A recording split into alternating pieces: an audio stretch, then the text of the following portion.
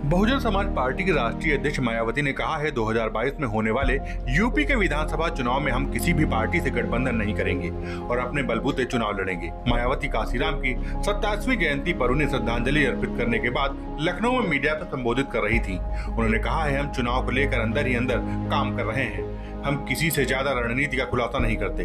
बसपा प्रदेश की सभी 403 विधानसभा सीटों पर पूरे दम के साथ चुनाव लड़ेगी और अच्छे परिणाम देगी। अब कौन उत्तर प्रदेश में इधर आ रहा है उससे हमें लेना देना नहीं। उत्तर प्रदेश में बीएसपी अकेले अपने बलबूते पर, यूपी में 403 विधानसभा की सीटें हैं, सभी सीटों पर अकेले अपने बलबूते पर चुनाव लड़ेगी। किसी के लिए भी एक सीट नहीं छोड़ेगी और किसी भी प्रकार को कोई गठबंधन नहीं करेगी। उन्होंने कहा है बसपा से गठबंधन करने पर हमेशा दूसरे दलों को लाभ होता है, इसलिए हम किसी से भी गठबंधन नहीं करेंगे।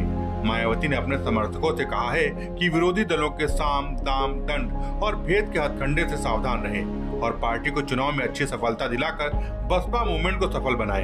यही पार्टी संस्थापक काशीराम को यही सच्ची श्रद्धांजलि होगी। उन्होंने केंद्र सरकार से कृषि से जुड़े तीनों कानून वापस लेने की मांग एक बार फिर दोहराई। उन्होंने कहा किसान आंदोलन में मृतक किसानों के परिजनों को उचित आर्थिक सहायता व एक सदस्य को सरकारी नौकरी दी जाए। बसपा राज में चीनी मिलों के बिकने के सवाल पर मायावती ने कहा है कि किस संस्था के साथ क्या किया जाना है यह निर्णय सत्ता में रहने वाली सरकार करती है। चीनी मिलों को बेचने का फैसला कैबिनेट ने किया था। यह सरकार का सामूहिक फैसला था। यह किसी एक मंत्री की जिम्मेदारी नहीं। यह मंत्रालय भी दूसरे मंत्री के पास था। मान्यवर श्री काशीराम जी के व्यक्तित्व का सवाल है तो इनके बारे में यह बात सर्वविदित है कि इन्होंने अनेकों दुख तकलीफें उठा के अपनी पूरी जिंदगी बाबा साहब डॉक्टर भीमराव अम्बेडकर के अधूरे पड़े कारवा को मंजिल तक पहुंचाने के लिए समर्पित की है।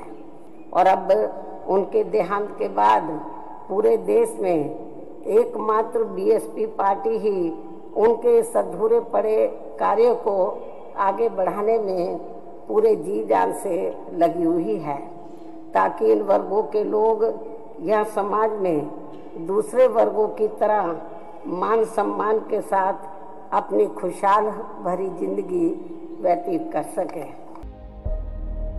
Bureau report, Dastak times. ताजा तरीन खबरों के लिए सब्सक्राइब करना ना भूलें दस्तक टाइम्स। बेल आइकन दबाकर पाएं देश विदेश की लेटेस्ट खबरों की नोटिफिकेशन।